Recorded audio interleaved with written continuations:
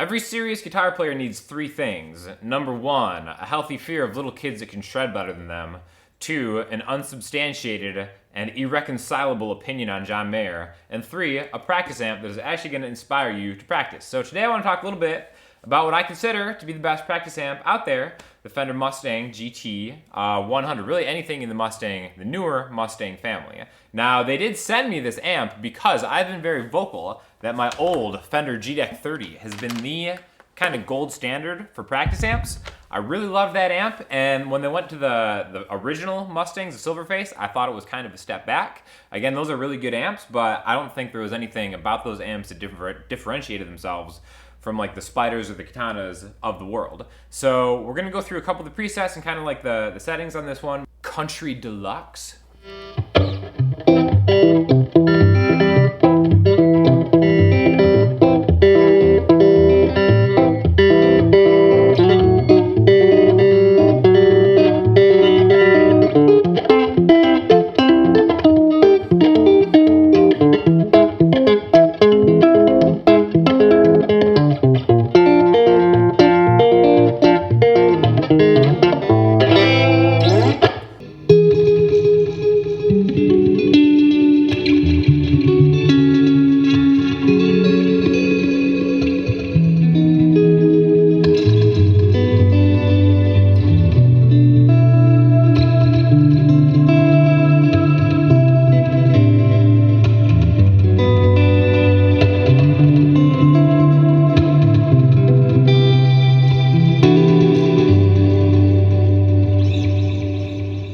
True story, one of my old students wanted me to go to Guitar Center with him to kind of just pick out a practice amp. And we did a blindfold test, we tried all the new ones out, and hands down, this was the winner. I didn't even know what I was playing at the time. It just sounded the absolute best, okay? So, you know, again, like a lot of practice amps, there's gonna be a lot of presets that you can choose from, and I think what makes this especially a step up from the older G-Decs is the Bluetooth functionality of it.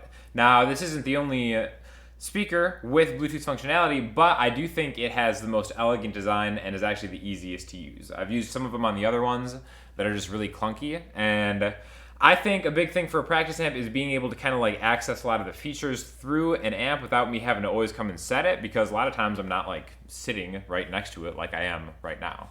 So we're gonna talk a little bit about it, but I just wanted to kind of play through a little bit of it and talk about another thing that I think is a must-have with this, which is the optional foot switch. Now, the foot switch is fantastic because it really enables the looper functionality. There's a 60-second loop that you can engage, which to me, I think is huge because it's cheaper than just buying an external looper pedal, and it may not have as many features, but it's a lot cleaner because it plugs into the back.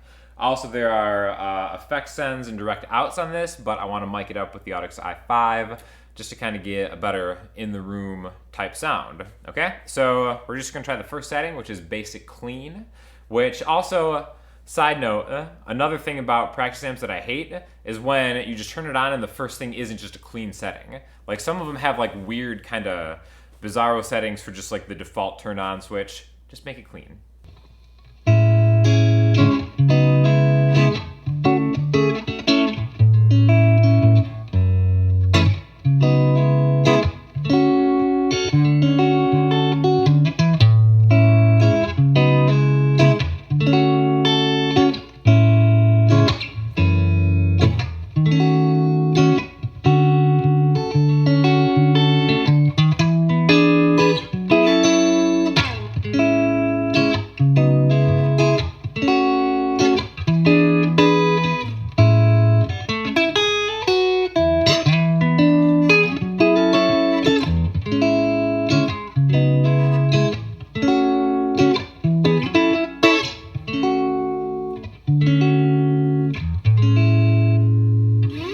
We're gonna try out the looper, really, super simple.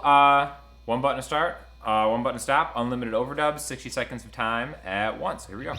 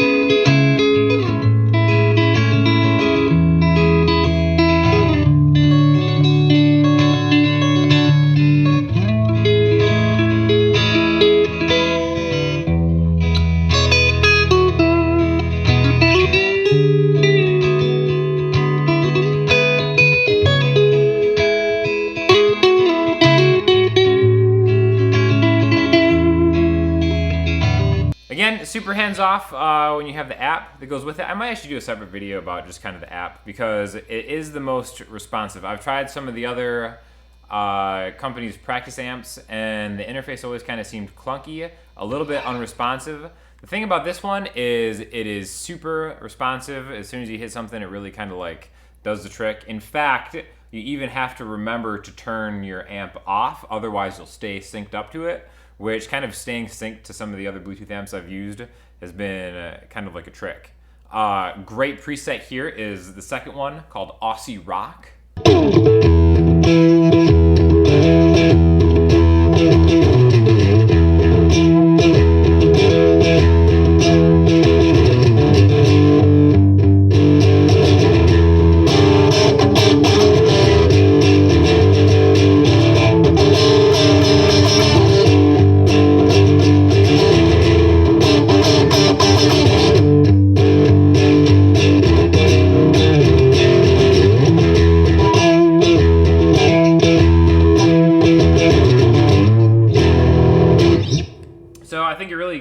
Pairs well with kind of like a single coil Strat sound, which is really no surprise. Another thing that's kind of funny about a lot of the presets is they have interesting names that you can tell they're trying to like capture a certain player's tone, and I think it's kind of fun reading like the name of it and trying to guess like which song it's actually going.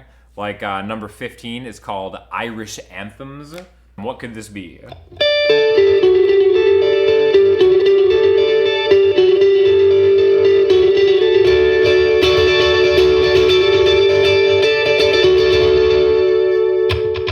But again, it's pretty cool because it shows you like exactly which things that they use, like which effects and stuff. You can kind of go in and like really pretty easily through the app adjust them.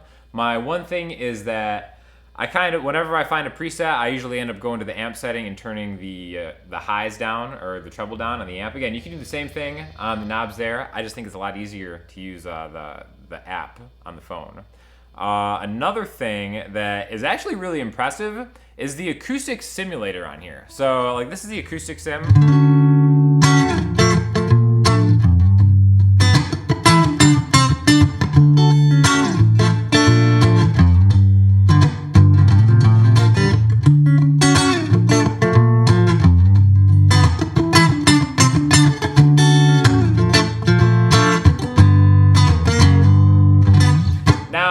Want to say I necessarily love it, but it's a very impressive acoustic simulation of, you know, just kind of like a DI bright acoustic guitar. Purple fuzz, I have no idea what that could be, but let's try it out.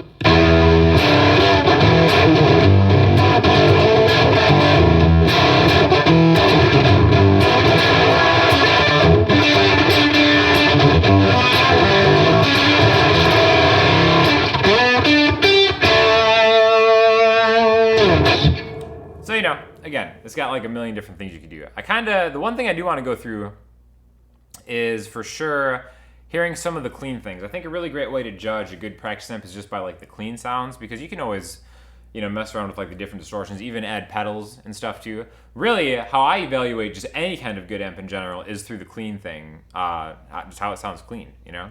So I'm going to go through all the different Fender modeled amps that we have under the basic clean setting, starting with the 65 twin reverb. Actually, no, let's start at what they start with, which is the 57 Bandmaster. And I'm gonna do it in the neck position on a Strat because that's really the only way to play a Strat when you're playing solo.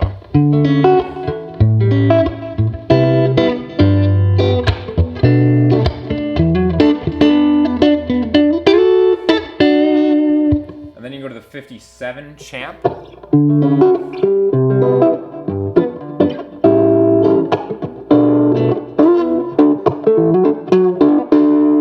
57 Deluxe.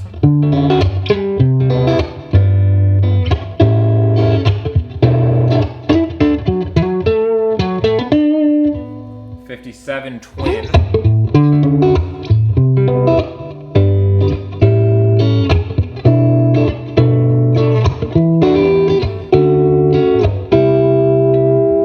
59 Basement.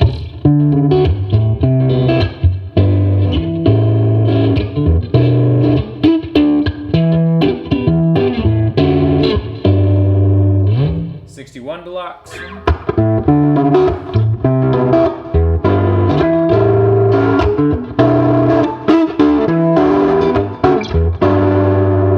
65 Deluxe Reverb.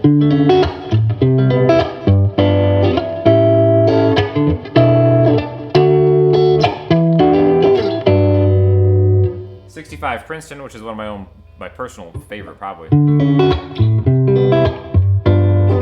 So clean.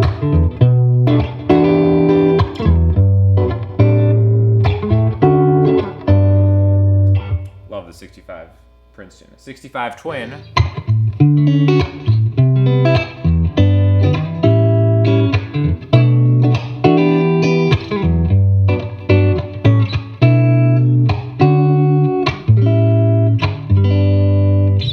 '66 GA15.